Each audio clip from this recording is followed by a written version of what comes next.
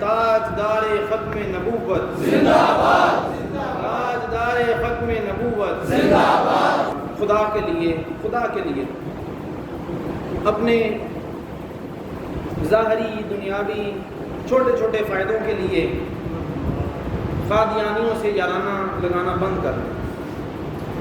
اگر کسی کو لگے کہ اس کے دوستوں کی فہرست میں، اس کے یاروں بیلیوں سجنوں کی فہرست میں کوئی ایسا لعین موجود ہے جو حضور کو آخری نبی نہیں مانتا، اسے سلام دعا بند کر دیں، اس کے ساتھ بائیکاٹ کریں، اس کے ساتھ بول چال بند کر دیں، اس لیے کہ جو سرور عالم علیہ الصلوۃ والسلام کی ختم نبوت کا منکر ہے اس کے ساتھ آپ جرانے لگائیں گے۔ دل پر ہاتھ رکھ کے بتائیے حضور گنبد خضرا میں ہم سے راضی ہوں گے؟ کس قدر تکلیف ہے حضور کے قلب اطہر پر کہ حضور کا امتی ہو، سرکار کا عاشق ہونے کا دم بھرتا ہو، سرکار کے غلامی کے نعرے لگاتا ہو، اور پھر سرکار کے دشمنوں کے ساتھ وہ پیار کی پینے ڈالیں۔ ایسے ہر بندے کا بائیکاٹ کریں جو قادیانیوں سے دوستی بھی لگائے۔ اور میں آپ کو اگر آپ کے ہاضمے قبول کر جائیں تو میں یہاں تک بات کروں گا، خدا کے لیے اپنی سیاسی وابستگیوں کو بھی اپنے پاس رکھیں، جو بھی پارٹی ہے جس پارٹی سے تعلق ہے رکھیں، لیکن جب حضور کی ختم نبوت پر بات آئے تو پارٹیوں سے بالا تر ہو جایا کریں۔ آپ نے کسی پارٹی کا کلمہ نہیں پڑھا، کلمہ مدینے والے کا پڑھا، کلمہ حضور کا پڑھا ہے، اور نہ ہی ان لیڈروں نے ہمیں کوئی قبر میں چھڑانے آ جانا ہے۔ قبر میں آنا ہے تو مصطفیٰ نے آنا ہے۔ اس لیے میرے پیارے، میرے عزیز، کسی پارٹی کے ساتھ اتنا قلبی لگاؤ نہ رکھیں کہ وہ جو مرضی کرتا پھر ہم ان کے ہر سیاہ کو سفید بنانے کے چکر میں تل جائیں کہ نہیں جناب ساڑھے لیڈر جو کہہ دیتا ہوئی ٹھیک ہے، ساڑھے لیڈر جو کر دیتا ہوئی ٹھیک ہے۔ اپنا سپریم لیڈر ہر بندے کو حضور کی ذات کو رکھنا چاہیے۔ ہر بندہ یہ کہے کہ میرا جس پارٹی نہ تعلق ہے، جس تنظیم نال بھی تعلق ہے، وہ روے اپنی جگہ تے، پر جدو سرکار کی گل آ جائے تو سرکار دے اوتے کوئی لیڈر بھی نہیں۔ لیڈر تو بڑی دور کی بات ہے، حضور سرور عالم علیہ الصلوۃ والسلام کی ذات اقدس تو ایسی ہے، اپنی جان سے بھی زیادہ سرکار نے فرمایا مسلمان کو چاہیے مجھ سے پیار کرے، تب ایمان جا کر کامل ہوتا ہے۔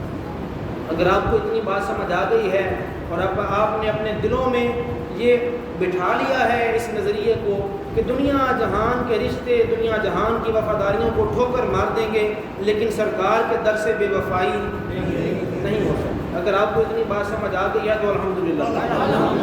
معراج کی شب مسجد اقصیٰ میں جب سارے نبیوں نے خطبے دیے، سارے نبیوں کے بیانات ہوئے، حضور نے امامت فرمائی، اس کے بعد جلسہ ہوا، سارے خطبوں کے بعد سرور عالم علیہ الصلوۃ والسلام کا خصوصی خطاب ہوا۔ تعریفیں اس وحدہ لا شریک ذات کے لیے ہیں، حضرت ابراہیم کہہ رہے ہیں تمام تعریفیں اس وحدہ لا شریک ذات کے لیے ہیں جس نے مجھے اپنا خلیل بنایا ہے۔ پھر حضرت موسیٰ کہہ رہے ہیں تمام تعریفیں اس ذات کے لیے جس نے مجھے اپنا کلیم بنایا۔ حضرت آدم کہہ رہے ہیں تمام تعریفیں اس ذات کے لیے جس نے مجھے انسانیت کی، آدمیت کی ابتدا کے لیے چن لیا ہے۔ سارے اس انداز سے تقریریں کر رہے ہیں۔ سرور عالم علیہ الصلوۃ والسلام کی باری آئی، آپ کا خصوصی خطاب شروع ہوا تو آپ کے الفاظ دیکھیے، اس کا ترجمہ کرنے کی ضرورت بھی نہیں ہے۔ سرور عالم علیہ الصلوۃ والسلام نے خطبہ یہاں شروع فرمایا، الحمدللہ الذی ارسلنی رحمۃ للعالمین، ارسلنی رحمۃ للعالمین۔ ساریاں تعریفاں اس ذات واسطے جن نے مینوں سارے جہاناں واسطے رحمت بنا کے بھیجا، وکافۃ للناس بشیرا ونذیرا، اور ساری انسانیت کے لیے، مجھے ساری انسانیت کے لیے بشیر اور نذیر بنا کر بھیجا۔ وانزل علی الفرقان فیہ تبیان کل شیء، اور اس ذات کے لیے ساری تعریفیں ہیں جس نے مجھے ایسی کامل اور مکمل کتاب عطا فرمائی جس میں ہر شے کا ذکر ہے۔ سارے نبی اپنی شان ذکر کر کے تقریر شروع کر رہے تھے، سرور عالم علیہ الصلوۃ والسلام نے یہ اتنے جملے کہہ کے نا تو آپ نے اپنی گنہگار امت کو بھی ساتھ شامل کر لیا۔ الحمدللہ الذی जअल उम्मती खैर उम्मतिन उखरिजत लिन्नास। सारियां तारीफां उस ज़ात वास्ते जिन्हें मैनू सारे तो चंगी उम्मत अता फरमाई। वजअल उम्मती वस्तन वजअल उम्मती हुमुल अव्वलून वल आखिरून वशरह ली सदरी वजअलनी फातिहन व खातिमन। हुजूर ने फरमाया सारियां तारीफां उस ज़ात वास्ते जिन्हें मैनू फातिह भी बनाया ते खातिम भी बनाया। फातिह भी मुझे बनाया और खातिम भी बनाया। बोलने वाला भी बनाया और बंद करने वाला भी बनाया। बोलने वाला भी बनाया और बंद करने वाला भी बनाया। मैंने कहा इसका क्या मतलब है, तो बरेली के ताजदार ने बरेली से सदा कर देकर बताया, फतह बाबे नबूवत पे बेहद दुरूद, फतह बाबे नबूवत पे बेहद दुरूद, खत्म दौरे रिसालत पे लाखों सलाम। इसका मतलब है कि नबूवत अल्लाह ने जब नबियों को अता फरमाई तो सबसे पहले हमारे आका को अता फरमाई। सबसे पहले अल्लाह ने नबूवत हमारे आका को अता फरमाई। इस तरह हुजूर फातिह हैं और सबसे आखिर में हुजूर दुनिया में तशरीफ़ लाए, इस हवाले से सरकार खातिम हैं। फातिह भी हैं, खातिम भी हैं, थे ये उम्मत अव्वलून भी है, आखिरून भी है, पहली भी है और आखिरी भी है। इसका मतलब समझ नहीं आता कि उम्मत ये तो आखिर में आई है, उम्मत तो आखिर में ही आई है, ये अव्वलून और आखिरून कैसे हो सकते हैं? पहले भी हैं और आखिरी भी हैं।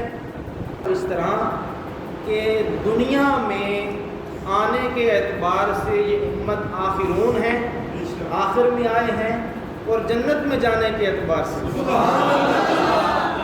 तो जो थे बारी लगनी है ना, लैना लगनी ने जन्नत में जान दिया। सरकार ने फरमाया वो तो कोई उम्मत नहीं जा सकती। ये इस हवाले से अव्वलून हमारी सारी इज्जतें, सारी अजमतें, सारी बुलंदियाँ, सारी रिफ़ातें सरवर आलम अलैहिस्सलातु वस्सलाम की कदमों की खाक का सदका।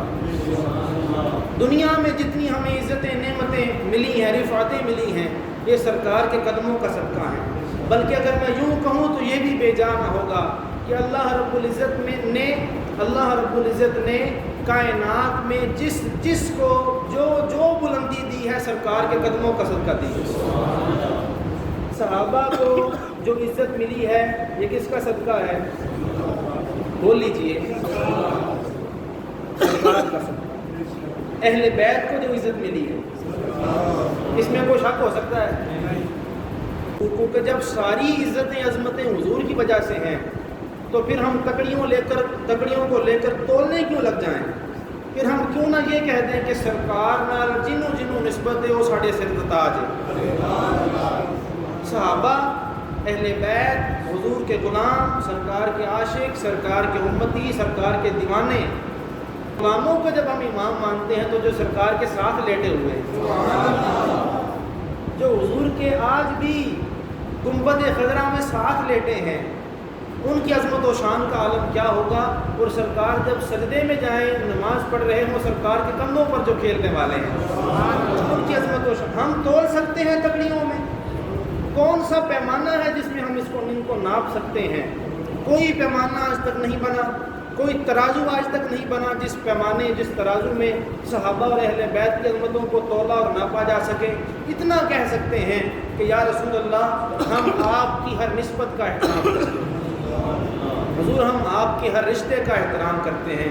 जिसको जो भी आपके साथ निस्बत है हम उसको अपने सर का ताज मानते हैं।